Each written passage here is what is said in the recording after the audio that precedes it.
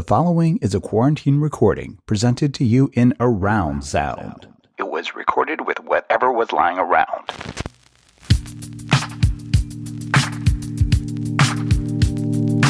Lady don't take no shit, insist on respect the sister, walk around like a womanish. She won't speak unless it's something worth saying, don't play. The girl take herself so seriously, people stare curiously. She got a natural way, her hips sway furiously. Yeah, the luxuriously carries herself like the cutest, most prettiest thing you see this side of the bay. Hey, this is Lady Don't Take No, your weekly roundup of all the real and none of the fake. I'm your host, Alicia Garza. Today, in this mini episode, we are going to talk about what it means to be a boss in the middle of a global pandemic. But first, before we get into that, I want to tell you why I'm even making this show. So, Lady Don't Take No is named after one of my all-time favorite songs. Lady don't take no shit, insist on respect the sister, walk around like a woman. By the Bay's own Lateefah. I am a Bay girl, born and raised, and everybody knows that we do things a little bit different here in the Bay. Lady Don't Take No is my love letter to the Bay. It's where we do what we want, how we want to do it.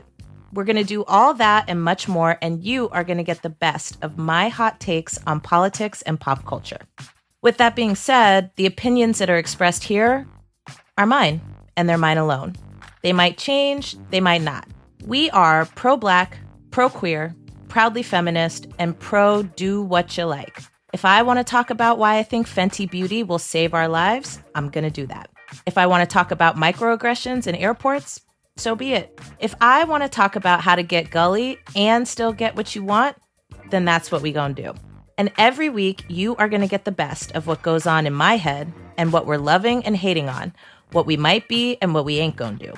So look, we're broadcasting direct from Oakland, California, obviously the center of the universe, where we are all on Rona lockdown.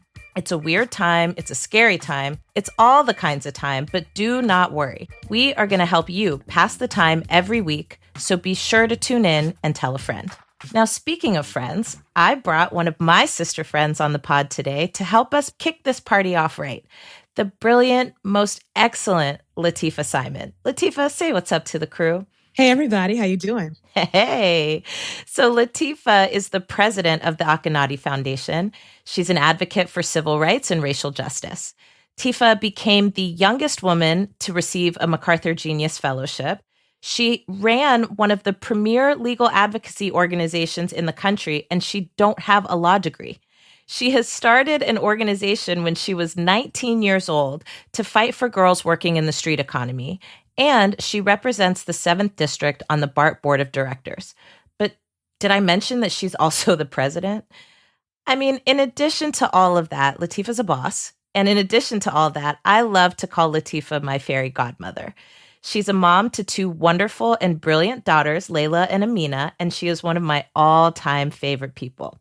So give it up for my girl Latifah, and let me just kick this off with a simple question. Yeah. So Latifah, did you just come out the womb excellent, or how does that work? No, far from excellent. You know, I think the people who work the hardest are the most self-deprecating, right? We can't stand how we did the thing the day before. My grandmother, Betty Simon, lived in Lakeview, California, which is what was a Black neighborhood in San Francisco. And I was raised literally on the floor with her while she would be on the phone. My mother would drop me off when she was going to work, and I would listen to my grandmother politic all day and talk about who wasn't no good and who was excellent. And living and seeing her excellence, having raised 5 kids by herself, tolerating then my crazy daddy. I just wanted to emulate her politic, also her humility and her hilarity and her love of God, community, Black folks. But like her, like Betty Simon, I care so much about the people that I love. I just want to do everything that I can in my body to serve them. And that means politically, that means on a basic level of sending soup, that means running really good organizations and being hard on myself. I think I'm trying to do all of that at the same time.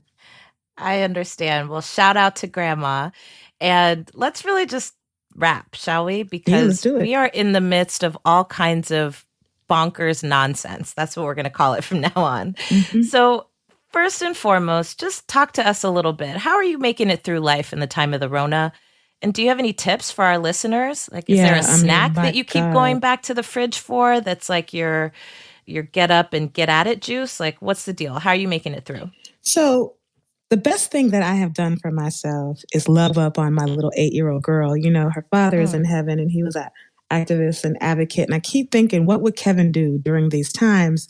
So for the first 3 weeks that we've been in the house, I decided that she wasn't going to learn nothing except for the lyrics to Patti LaBelle songs. Yeah, give it a buck.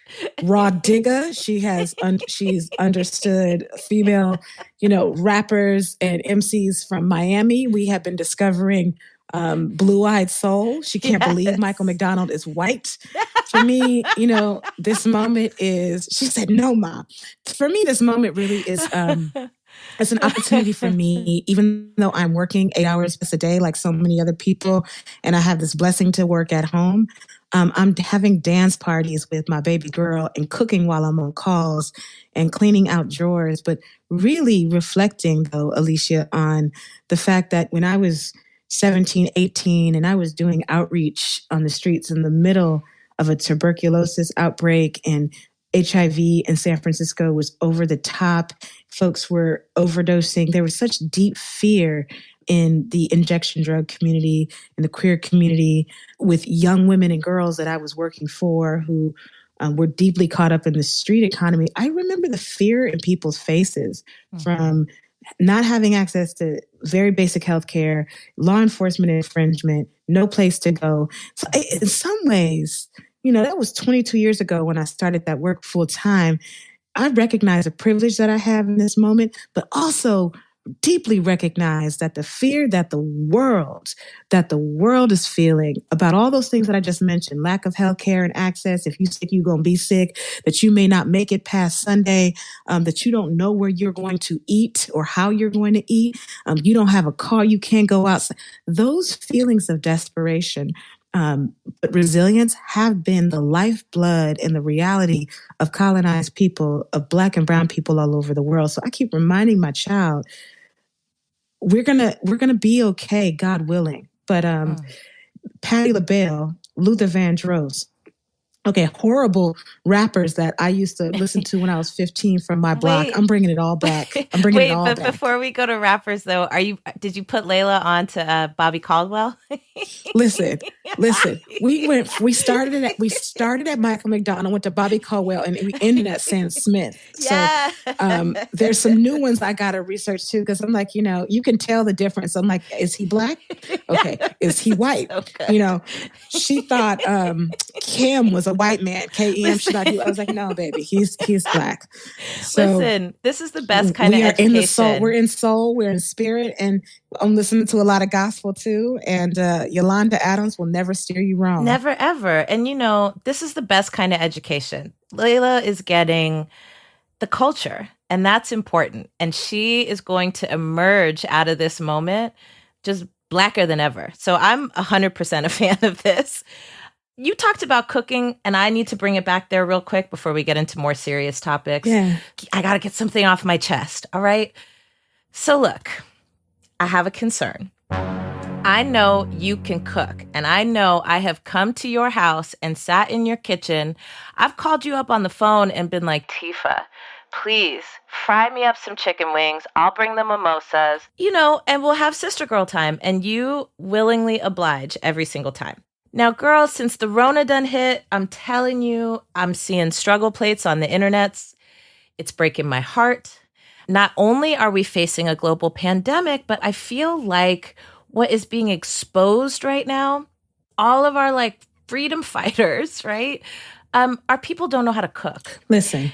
And I'm worried that my people are out in these streets trying to cook and they're about to give their family salmonella poisoning. So I need you to give us your top tips, because I know you see these struggle plates. So give us some advice for the cooking challenged. In the time of the Rona, what can you do to make a better plate that's not going to get your family sick? So there are a couple of tips, and I appreciate it because there's an African-American tragedy that appears every single time that I turn on the book, go on to Twitter. It's shocking. I think one, people have to season, but don't over-season. Two, it's extremely important to cut your vegetables, right? Maybe like sharpen that knife. Yep, along the vein, right? Along the vein. Cut your vegetables, clean your greens, and make it look and appear like you would want to eat it and not that it just got donated, right? So my Grandma Betty said, if you can read, you can cook. And there is no excuse with the YouTubes of the world. You can actually go on Amazon and you can get recipe books, or you could literally be like, Alexa, how long do I cook this meat here? And it'll tell you. It'll bring up an article. I find it, this is one of the things that I actually deeply struggle with. I'm insulted when I see some gumbo that looks like bathwater. I just don't want to see it. So if you're practicing, I think it's important for you, especially if you're a leader, because people want to emulate you. And we don't emulate by bad food, right? Food is the core of how we bring people to the table for justice. Make sure your food is good. Don't put it on the book. Don't put it on any other social media sites. And if your significant other tells you it looks delicious, 9 times out of 10, if you know you can't cook, you're just trying and starting out, they're lying. I need old Black women with wrinkled hands to cook, to show us what's happening. I want your elbows to be ashy when you're cooking because all the flour you don't use to batter that chicken. I believe deeply, though, honestly, for real, though, in nourishment. And if we're privileged enough to be able to have good food, we have to honor it. Like we have to honor our spaces. I'm being facetious, but for real, don't cook bad food. Please don't put it on the book. And also, I think that lesson that you just offered was so important, which is if your significant other is telling you that plate looks better than a plate of gold coins, they are lying to you. That is what they are supposed to say. What they supposed to say? No, that plate look nasty. Don't put it on the book. Like, come on now. Thank you. Thank you for saying that. We had to get it out. She don't like violence, but she can throw them things, so don't let your guard down. Now let's go to more serious topics. So here's the deal. You've been running stuff since you were 19 years old. This I know. And we both know that running things just ain't easy. And I'd like to get your reflections, really, on what it means to lead in a time of crisis and give our listeners a sense of how did you learn to lead? How did you learn to kick ass and take names? And let me give a little background to this. I think sometimes people really do think, and I asked you this in the beginning of the show, I said, well, did you just come out the womb like this? And you were like, no, actually, I was brought up, I was groomed, I was trained. But so much of the time with leaders, I think people assume that, you just drank some special potion and that's what it is, right? Rather than, the real hands-on work that happens in training and developing and growing leaders and your leadership. And then the work that we do as individuals to grow into the leadership that we've been given. So just break it down for our listeners. How do you be a boss in a time of crisis? And for you personally, how did you learn how to kick ass and take names? I love that question. There was a woman, and she's still with us on Earth, and her name is Black Star, and she is a Native American, now elder, who was born and raised in the projects in San Francisco. And she was an outreach director at the Street Survival Project, the organization that I was with when I was a young person and learned how to be an organizer. And there were days when it would be storming rain. And the outreach workers, all young women, mostly on our own, young moms in the justice system, I would go to work thinking, well, this is going to be a day where we're going to be in the office. It's storming. Black Star would say, suit up. You didn't bring your rain gear, but there's still sisters outside who need condoms, who need bleach kits, who need referrals. We going out in that rain. And you're going to be excellent and even better in this storm than you were when it was sunny. And I thank God for those long winters. There was a few of them. And I learned how to bring my raincoat that next time and my rain boots and my umbrella, but recognizing that when it's hard for me, it's harder for others with that small pieces of privilege of employment, of now and education.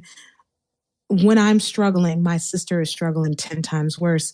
And in my leadership trials, and I became a very young executive director, hiring and firing and young people my age and holding babies after a young woman gave birth and watching that social worker take that baby away and watching that girl go right back into a juvenile hall cell.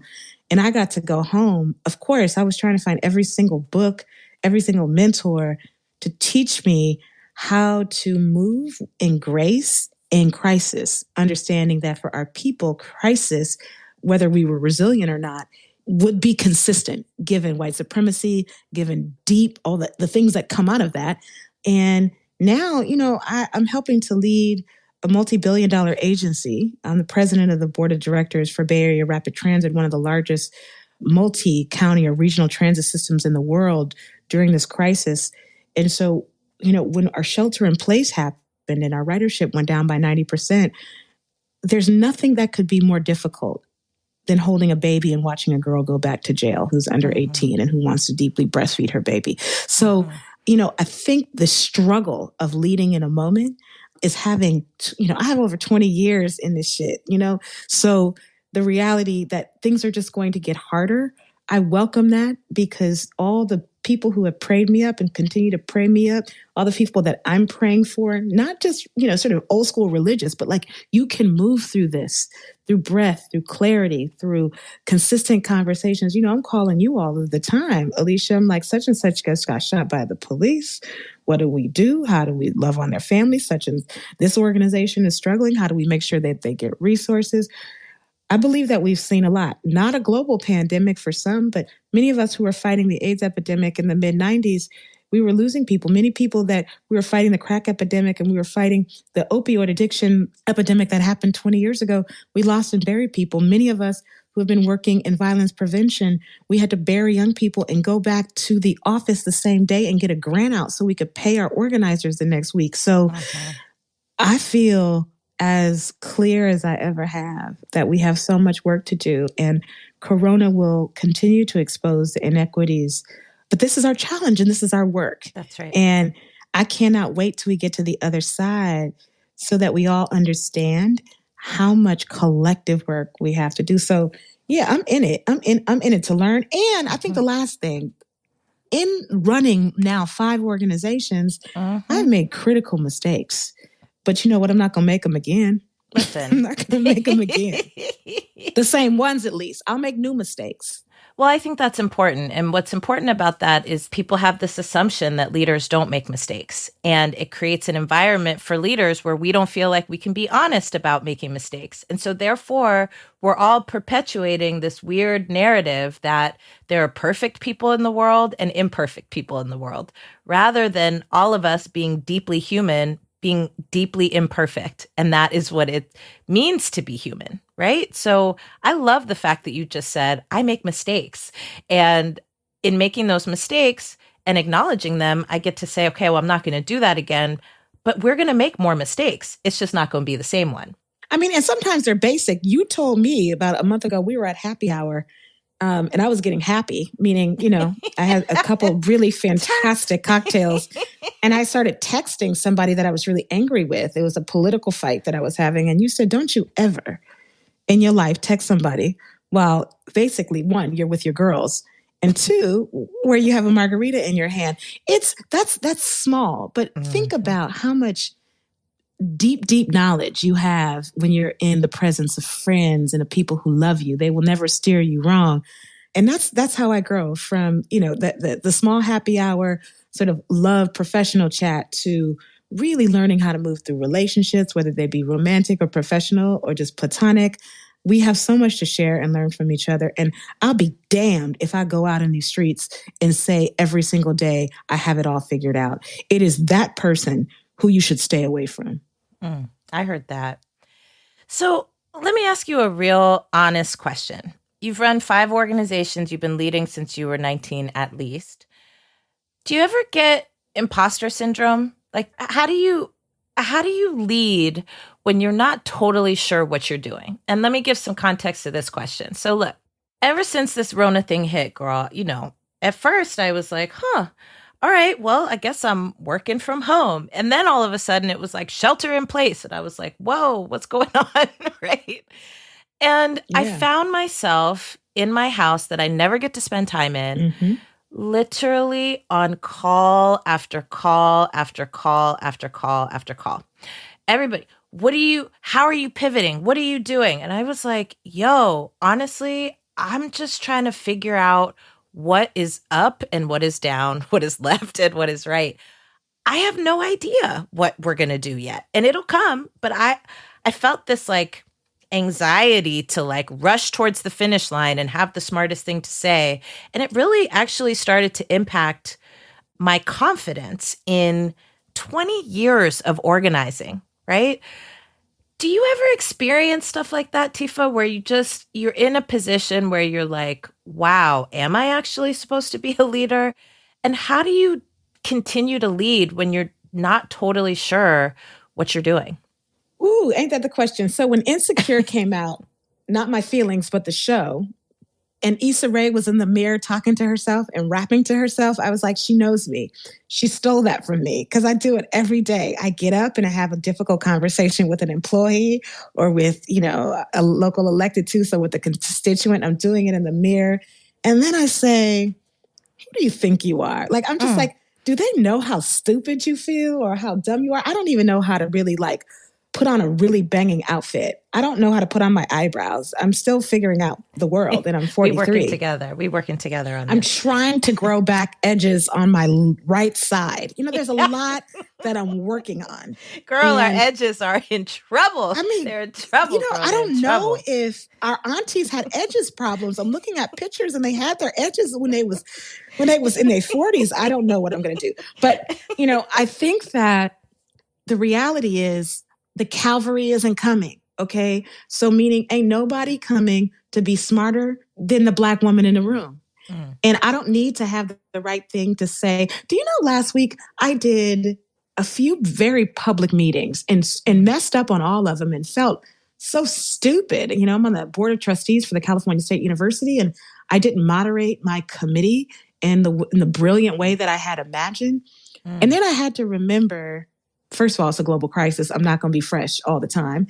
And then I thought, well, Latifah, spend some time at night reflecting on how you want to be in the morning. But you can't do everything. And you know what, Alicia? When all this, we're on the other side, I'm going to work. And let me just be very clear. I'm going to work 50% of what I worked before in my life. And that doesn't mean less work. It means more focused work, and I'm going to make different choices. I'm going to spend, as I am now, a lot more time with people that I love, understanding that a pathogen can bring the world to its knees in a matter of months. This isn't the last time we're going to see the world and God and Creator, whatever you call her, shift on us in our lifetimes. So being extremely focused and actually wanting to be my excellent, right? And when we're really busy, we're just moving. We're on those 19 calls. Yep. I'd rather do 3 and do them with my spirit than do the 25 meetings a week plus that I've been doing for the past 25 years. So yes, I have imposter syndrome every day. But this moment in time is making me think about who I want to be, not how many more pounds I'm going to lose or, how many more books I'm going to read, but really what's important to me. This includes my edges, but it also it is also about choice. I'm choosing to be busy. I heard that. I'm choosing to want to be the best and the smartest in the room. I need to lead within. Uh-oh. Oh, can you guys hear me? Yeah, we can. Excellent. Girl, you was going and then we lost you, child. So okay, sorry, I was going on and on. That's why God said, boop. Hey, shut up.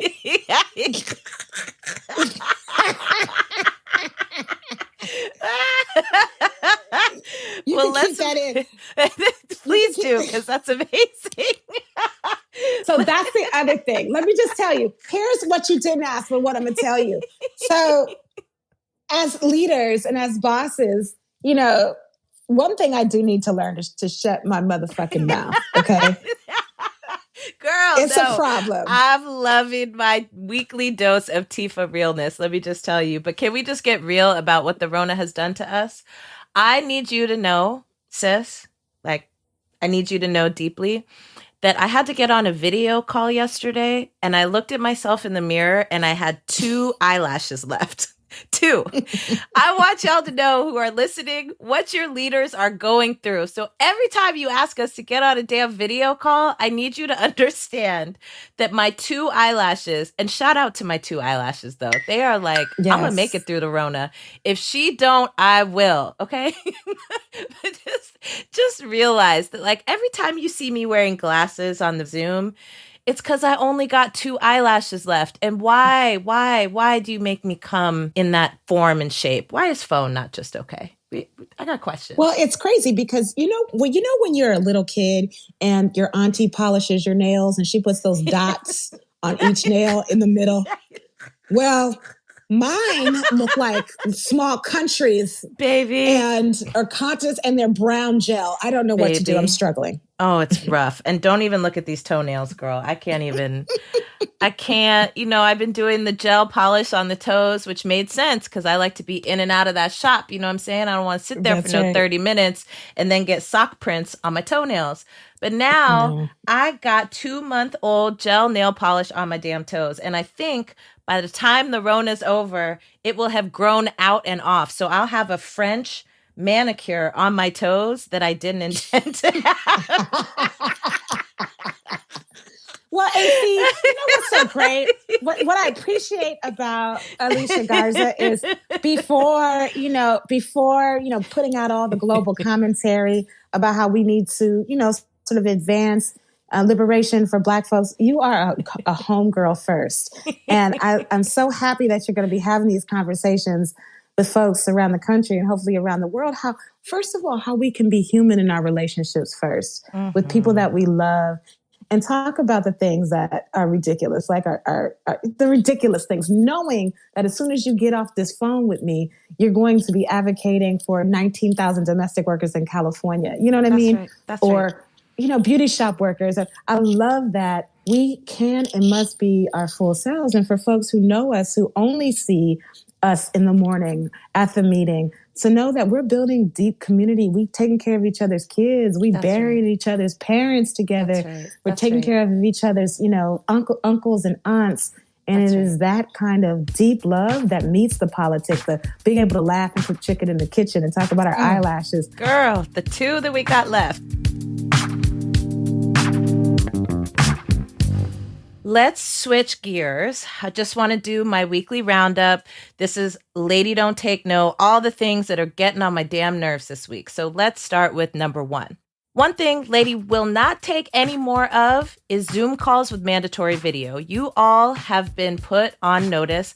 I am going to ask you from here forward, does this need to be a call or can this be an email? Most of the time, I'm going to say, let's just do this over email. And if you do get a call, you're going to get 15 minutes because honestly, we don't have that much to talk about, just to keep it a buck. So the people need to grieve. We need to be wild at home and we need to be able to do so without being asked to connect by video. So Lady Don't Take no more Zoom calls with mandatory video. Number 2, Lady Don't Take no more Donald Trump press conferences. No more. We're done with that. Especially where he clearly has no fucking idea what he's talking about, except himself, of course, because what's new? That's all the president talks about. So Lady Don't Take no more Donald Trump press conferences. That's real on my mama. Last one, Lady Don't Take no more fake news. Look, we get enough of that from the Orange Menace in the White House. So even though I know that 5G is an issue that we need to pay attention to, I guarantee you, sir, it is not behind the Rona. But you know what is behind the Rona? Capitalism. But that's a whole other topic for a whole other show. So if you want to hear me go off on capitalism, keep tuning in. I promise you we'll have at least 3 shows. Now, I can't just talk about the things I don't like. My mama wouldn't like that. So let me talk about the things that Lady likes. This week, here's what we want more of. Number 1, masks for all. And not this kind of BS that the government is trying to tell you right now, which is basically make a mask out of the jeans you haven't worn in a month. No, no, no. Lady likes real masks. Lady likes doctors and nurses and healthcare professionals having real masks. And Lady also likes regular community people who got to go about their business having actual masks to wear. That also includes Lady liking a government that has a plan for how we are going to navigate through this global pandemic. So that includes a plan to stop the price gouging that is slowing the distribution of masks that can actually keep us safe. Not your damn jeans, but I'm talking about them N95s. So masks for all. Lady loves that this week. Lady also loves mutual aid. So I love all the stories that I'm hearing about people who are bringing their best selves to the absolute worst of times. This lady likes people who practice community care. Check on your neighbors and tap into the joy of being alive, even when it's hard.